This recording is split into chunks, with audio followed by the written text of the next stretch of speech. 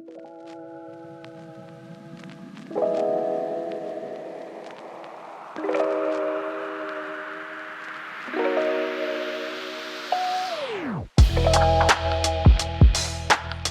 Rohit, first off, thanks for coming over and talking with us. My pleasure.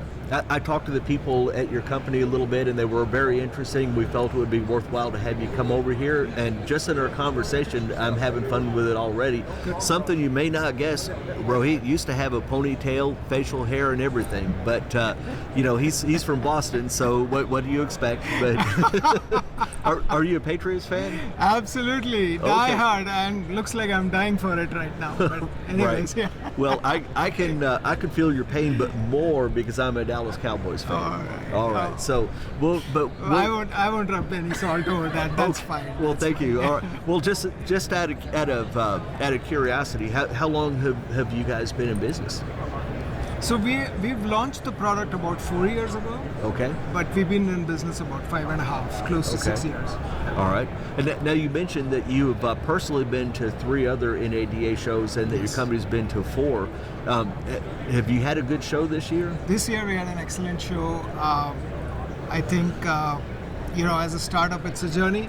Yes. And so when we started coming to NADA shows, it was a lot of big learning curve for us. We are not from the automotive background, so there's a lot to learn. And I think finally we are kind of getting our stride in here. Yes. We know a lot more people. Yes. Similar familiar faces come forward, and so it's been it's been a great experience this year. I think we had one show 2020, which we just catered before the pandemic. It ended in February, and I think we have that. And after that, post-pandemic, we had one show where a lot of masks were there. Yes. So, but this is the first show really after the pandemic that I'm coming to, and I think it's been a great experience. Outstanding. Now you mentioned that you've seen a lot more familiar faces. You've met people.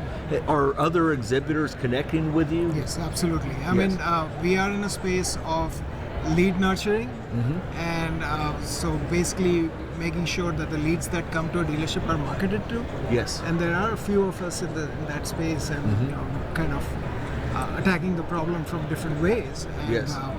And we do talk to each other, so that's one part of it. And then there are a good percentage, 10, 20, maybe 30% of the car dealers out there who always come and look for, what's the new thing happening here. So it's a joy to talk to them. Yes. Well, I can tell that you enjoy talking to people because you were not even nervous about coming onto the podcast.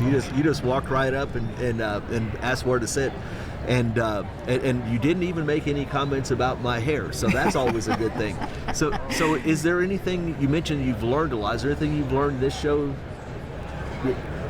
Because when you as much as you have done this show, I think the market scenario, dealerships are operating in a different environment this year than last year. Yes.